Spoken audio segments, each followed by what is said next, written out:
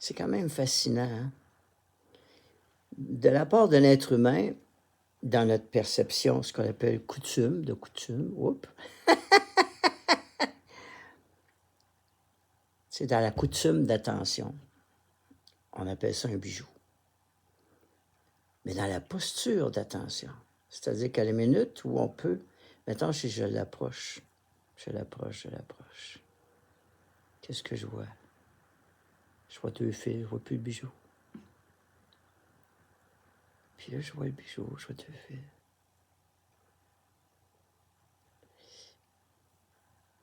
Alors, ce qui est, pour un chercheur qui part d'une prémisse, il y a une prémisse en physique quantique qui est étonnante, qu'on n'arrive pas à expliquer. Et je la lis, je l'ai ici, elle est toute simple. OK? Je vais prendre le temps pour la lire. Une particule ne sait pas quand on l'observe. Quand on observe une particule, elle quitte son état de non-état, son état de dispersion probabiliste et prend l'état qui est observé. Hein? Cela porte le nom de décohérence et ou réduction de paquets d'ondes. Ce comportement est un des piliers de la mécanique quantique. Alors, quand j'ai commencé à vagabonder le monde, ce qui m'intéressait comme philosophe, c'est exactement ce que je vis avec ce bijou-là. C'est comment faire en sorte que je ne vois plus la coutume d'attention, mais que je puisse me rendre disponible à la convocation d'une force qui s'appelle la mécanique quantique, ou que j'appelle aujourd'hui, plus simplement, les lois attractives existentielles. Qu'est-ce que ça veut dire? Ça veut dire que, comme théorie, comme hypothèse forte, ou comme prémisse, ou ce qu'on appelle comme a priori, je pars avec une idée folle, que le bijou et la personne humaine, c'est exactement la même chose. Nous sommes des agrégats d'atomes. Nous sommes des composés d'atomes. Et de la même manière qu'un bijou, quand on nous regarde, on n'agit pas de la même façon que quand on ne nous regarde pas. On adopte, et comme il le dit très bien, hein, on prend l'état qui est observé. Alors, c'est intéressant, ça. Parce que quand j'arrive sur la route et qu'on me voit sur la grande route, on dit, tiens, c'est un itinérant. Pourquoi? Parce qu'on a un gars qui est tout seul, qui ne demande pas à manger, qui a un bâton, qui a une guitare, puis qui marche la beauté du monde. Soit il est fou, soit c'est un itinérant. Mais en réalité, c'est un agrégat d'atomes qui sort du regard des autres et qui rentre dans le regard des autres, de village en village. Et là, je vais prendre un autre exemple parallèle, mais qui arrive à n'importe qui, mais rarement, mais qui arrive. Moi, je connais une dame et sa fille. Et il y a quelques années, la dame divorce et sa bague de mariage, qui avait un diamant, elle ne veut pas la porter, fait qu'elle prend le diamant de sa bague, puis elle en fait faire un collier. Et elle le donne à sa fille. Et sa fille, dans un déménagement, perd le collier il y a une dizaine d'années. Au-dessus de 10 ans plus tard, les deux se ramassent dans une ville, dans la fameuse maison. Et la mère demande à la fille, « Tu m'as jamais... Je t'ai jamais vu reporter le collier que tu m'as donné. » « Hey, man, je te l'ai jamais dit, mais je l'ai perdu. J'en ai beaucoup de regrets. » Fait qu'il préparait une vente de garage. Fait qu'il se mettait à sortir des boîtes. Et soudainement, dans une des boîtes, se trouve le bijou.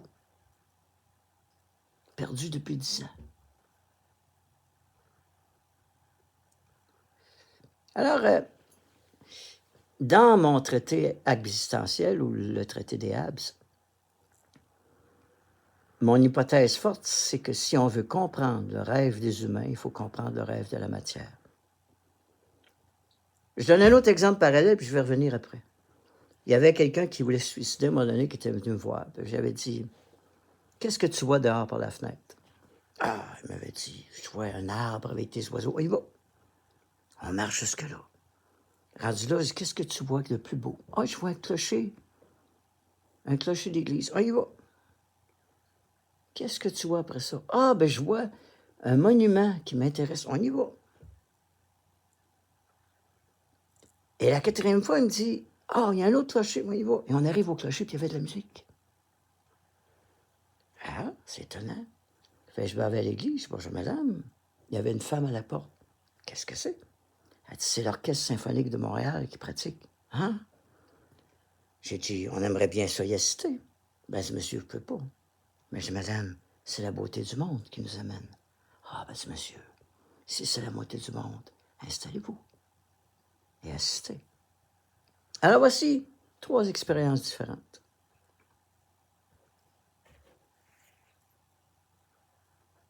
Un bijou, 2 humains, puis la 3e. Et là, je me dis,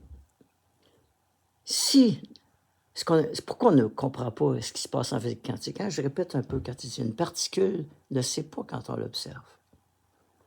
Quand on observe une particule, elle quitte son état de non-état, son état de dispersion probabiliste, et prend l'état qui est observé. C'est intéressant. Cela porte le nom de décohérence ou réduction ou paquet d'ondes. Ce comportement est un des piliers de la mécanique quantique. Alors, ne pourrait-il pas être possible qu'un paysage, qu'un bijou, qu'un humain rêve quand on ne le regarde pas? Et pour protéger son rêve, adopte le comportement que l'on lui prête.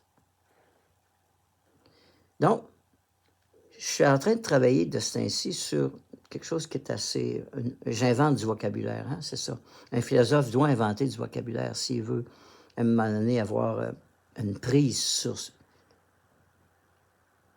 l'aura d'un langage. Alors, je travaille de ce temps-ci sur les lois attractives existentielles. Ça veut dire quoi?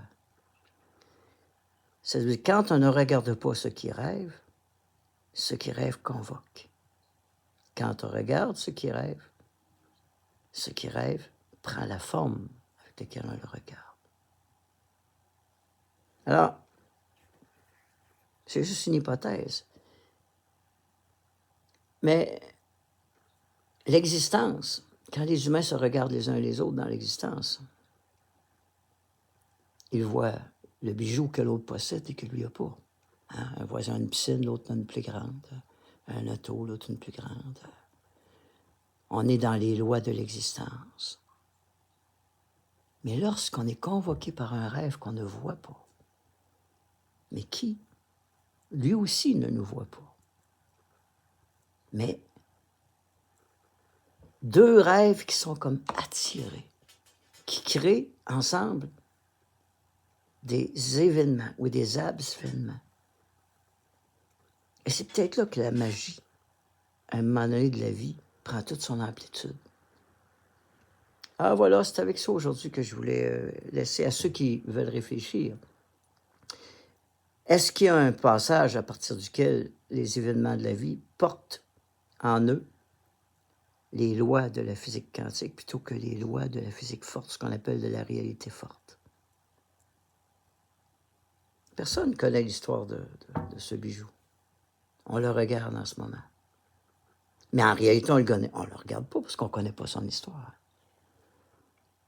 Par contre, il nous convoque. Il nous convoque à une vision quantique de sa force attractive, de sa force abstractive. Ça change tout, le rapport à la vie. Au sens où les plus grands échecs sont souvent la porte qu'utilise un rêve, qui nous dit « invente ta porte ». Il ferme toutes les portes autour de nous autres. Toutes les portes se ferment, c'est pas pour rien. Il y a une porte qui s'ouvre. Et on peut l'entendre, mais on a intérêt à pas la voir, à pas la regarder, mais à bien l'écouter. Voilà pour aujourd'hui. Des lois attractives, existentielles.